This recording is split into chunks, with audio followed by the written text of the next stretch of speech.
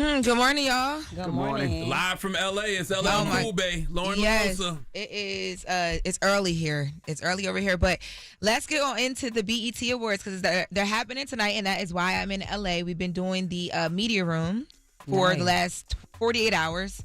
So we've been talking to. Yeah, she been outside. You can tell from her voice. She been out. Yeah, y'all. I've never talked to this much people in my life. Like by the end of day 2, I was like low key, like delirious. I was like, y'all, can we just? Yeah. I know you ain't complaining about talking. That's right up your alley. 30 people. Loren get to run her mouth all day.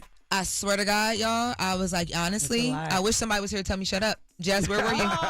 No, but it was good though. Like BET, it's been really good. The second day of the radio room, we talked to a lot, or media room, we talked to a lot of different people. First day was good as well too, but second day was my favorite. But let's get on into some clips because we talked to a ton of people. First up, Jermaine Dupri. We talked to him about 106 & Park and the creation or not of 106 & Park because they are celebrating 25 years at the BET Awards tonight. It is now 2025, and people have the conversation about 106 & Park because of what it meant to us in our homes. Did you know when you presented that idea that 25 years later, we would be talking and holding it the way that we did? No. Because you create, and when I said another award show, another award season, you are a part of so many big, iconic moments. Yeah, but this probably, I mean, for me and So Def, this is probably one of the biggest because I said Bow Wow came out in 2000, if I'm not, Bow Wow came out in 2000, so this was the birth of Bow Wow, and you know the life of him, his whole life was seen and raised on, BET and 106 & Park.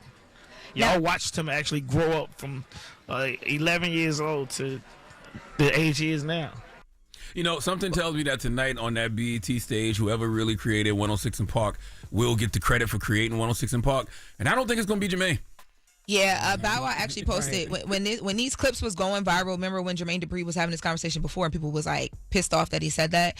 Bow Wow had actually tweeted and said JD ain't create 106 & Park, stop the cap. Stephen Hill, Rick Grimes, and all the great people in the BET office and staff created that show. All I did was capitalize off of what they created and made it mine. I would know I am Mr. 106. I would never take away from someone's creativity. So the story for people that don't know is Jermaine Dupri said he sent the idea to Stephen Hill, correct? And, yes, and that's how it was created.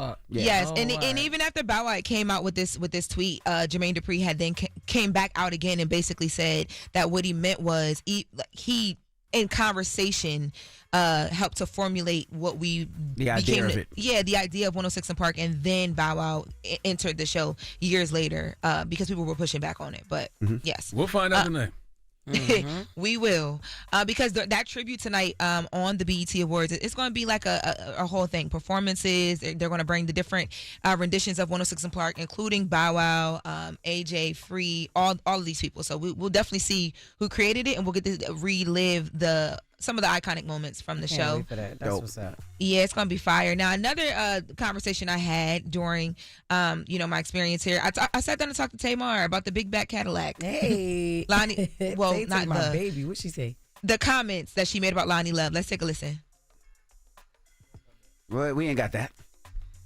Okay. Well, you got all our staff out there. So everybody out there with y'all. Our whole staff is with you in LA. So what we supposed to have here? In the meantime, we can go to Jim Jones because y'all know Jim Jones, friend of the room, right? Jim literally in the radio room was making rounds, and someone texted me and said, "Yo, Ciara just pulled up on Jim Jones and had some words with him about Chrissy."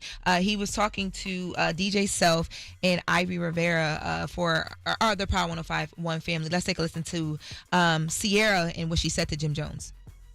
Why not? Like, y'all have lived life in every capacity anyone could live it in. You're living like you've already done it. So let's just seal it properly.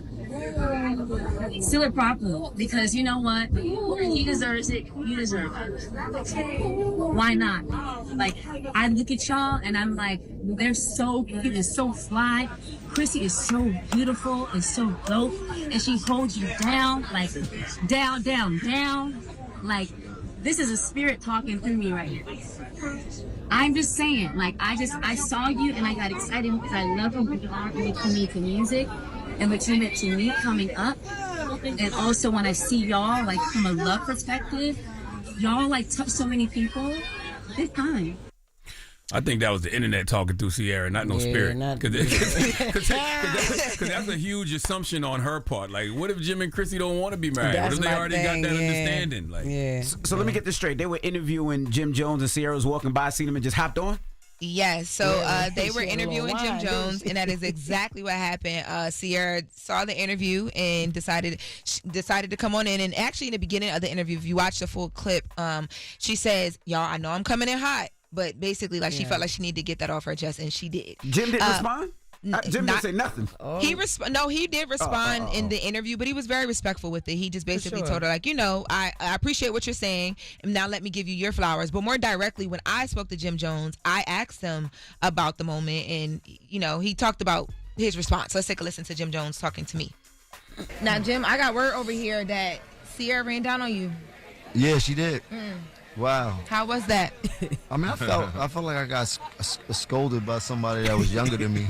Nah, it was good though. It was a great piece of advice. Honestly, I needed that encouragement. I needed to hear that, especially for somebody who's active in preaching what she's teaching. You know what I mean? Like, a lot of people have so many different opinions and they nowhere near, you know what I mean? Marriage or in any type of great relationship or any position to give me any type of advice on what I should be doing in my situation. And my situation has been going better than a lot of things that have been going on out here. So I ain't pointing no fingers. I'm just comfortable in what I'm doing. Like he said, when Chrissy proposed, he said, "I'm with you." You mean? And he's still with you. So it's all right. Maybe they don't want marriage. Maybe Chrissy don't want that no more. Maybe. Well, I did try to push him on, like, okay, so do we have a date now? And let's take a listen to what he said. We gonna get an invite to a wedding?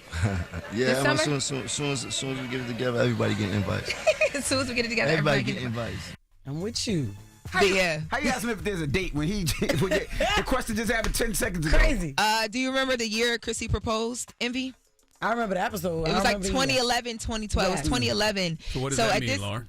That's a long time ago. I feel like if they was going to have a date by now that they wanted to publicly put out there, he would have at least known how to throw me a time range. So either they don't want to discuss it, or Ciara wouldn't have had to roll up on him and say that, Loren.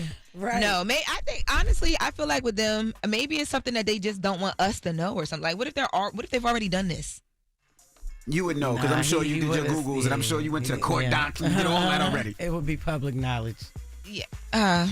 Well, in New York, it's a little bit difficult, but we'll see. She tried. See, I knew it. She tried. No, I did not. Not here. Not while I'm trying to get dressed to come on here and talk to y'all. But anyway, we don't have time for another clip, so I'm gonna remind you guys, and then we will bring this back in the next hour because I do want y'all to hear what Tamar had to say. Nice. To Lonnie Love after she made those comments, but about a big bad Cadillac. But tonight, Monday, June 9th, the BET Awards go down at 8 p.m. Eastern Standard Time. Kevin Hart is going to be hosting. Hey. We talked about the 106 and Park tribute that's going to go down, but also like Lil Wayne's performing, Tiana Taylor, Glorilla, Leon Thomas, Playboy Cardi, and a whole lot of other people. And I'll be backstage actually at the awards doing some content.